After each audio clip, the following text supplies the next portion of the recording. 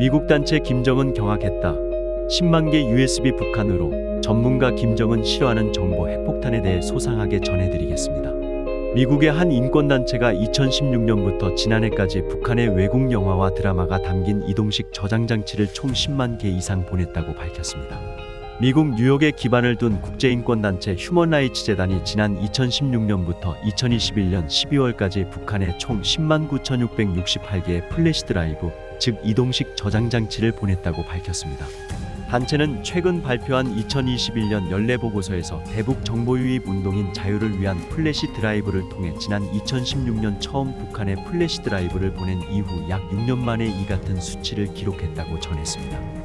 단체의 현지 협력단체들은 일반적으로 저장장치 하나를 북한 주민 약 10명이 시청하는 것으로 추산하고 있어 단체는 이 기간 동안 약 100만 명의 북한 주민이 외부 정보에 접근한 것으로 분석했습니다.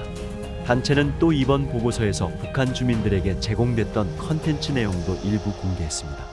먼저 미국, 영국 등지에서 제작된 유명 영화인 굿 윌 헌팅, 007 스카이폴, 스파이더맨, 한국 배우 최민식이 출연한 루시 등이 저장장치에 포함됐다며 영어 및 한국어로 제작된 영화들이 담겼다고 설명했습니다. 또 기독교 영화인 선 오브 갓과 독일의 독재자였던 히틀러와 나치즘에 대한 풍자와 조롱을 담은 위대한 독재자도 기억장치에 포함됐습니다. 유명 미국 드라마인 프렌즈, 위기의 주부들과 한국 드라마인 낭만닥터 김사부와 태양의 후예도 저장장치를 통해 북한에 전달됐습니다. 또 여행이나 한국전쟁, 2016년 한국 박근혜 전 대통령 퇴진 촉구 촛불 집회, 지난 2010년 중동 지역에서 시작된 아랍의 봄 민주화 시위 등에 대한 다큐멘터리도 포함됐습니다. 이외에도 인터넷 지식백과인 위키백과 위키피디아, 세계인권선언, 한국경제 동향보고서 등 한국어로 된 일반 지식 관련 내용도 전달됐습니다. 보고서는 북한 주민 대다수가 인터넷, 해외 우편 등 외부 정보에 접근할 수 없고 외국에 전화를 걸 수도 없는 상황에서 오직 당국의 허가를 받은 체제 선전만 허용된다며 대북 정보유입 운동의 배경을 설명했습니다. 그러면서 재단의 정보유입으로 당국의 폭력이나 억압, 감시가 없는 또 다른 현실이 가능하다는 사실을 북한 주민들에게 보여줬다고 덧붙였습니다. 앞서 이 재단의 성지의 전략 고문은 지난해 11월 자유아시아 방송에 2021년 한 해 북한에 약 1만 개의 이동식 저장장치를 보냈다고 밝힌 바 있습니다. 휴먼라이츠 재단은 또 이날 보고서에서 지난해 아트 인 프로테스트, 즉 항의의 예술이라는 이름의 프로그램을 통해 북한의 인권 탄압 실상을 풍자하는 그림을 그리는 탈북자 출신 화가 송벽 씨의 작품을 조명했다고 밝혔습니다. 아트 인 프로테스트는 독재 체제 하에서 살고 있거나 이러한 국가에서 망명한 이후 조국의 인권과 민주주의를 위해 활동하는 예술가들의 작품을 소개하고 있으며 디지털 전시회를 개최해 방문객들이 온라인으로 작품을 관람 및 구매할 수 있도록 하고 있습니다.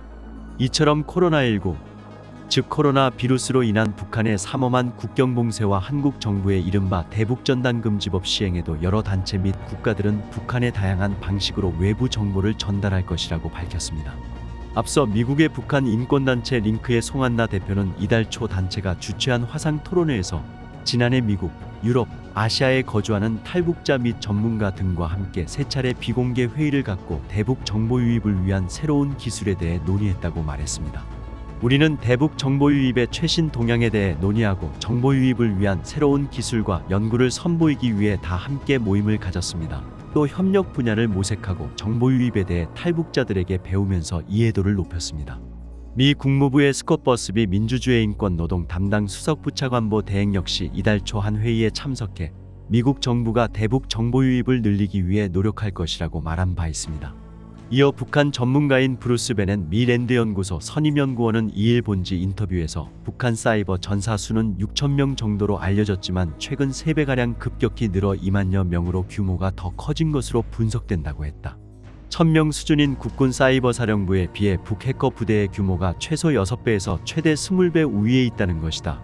20년 넘게 북한 군사 전략을 연구해온 베넷 연구원은 랜드 아산정책연구원 공동연구인 북한 화학무기 전자기 펄스 사이버 위협의 특성과 대응책 보고서 발표를 위해 최근 방한했다.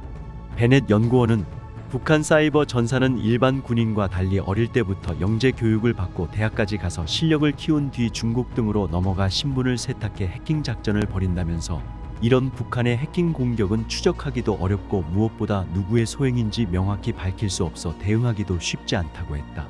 김정은 특별 지시로 전력이 대폭 강화된 사이버 부대는 최근 한국 외교관이나 국정원 직원 등 보안 당국 관계자들의 이메일, 휴대폰을 집중적으로 해킹 시도했으며 이에 실제 피해 사례도 발생했던 것으로 알려졌다.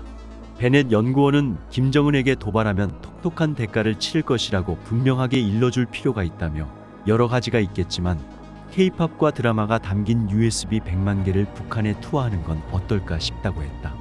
그는 김정은이 가장 싫어하고 두려워하는 것이 K-드라마, 즉 정보 핵폭탄이라면서 USB 투하 시 95%는 수거, 압수가 되겠지만 5% 정도라도 살아남아서 북사회에 퍼져도 큰 효과를 낼 것이라고 했다.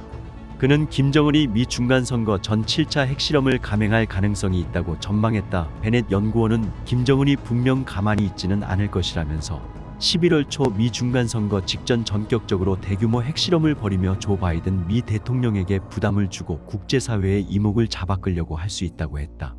최근 한미 외교가에선 한국 자체 핵무장, 미국 전술핵 재배치 관련 목소리가 커지는 분위기다.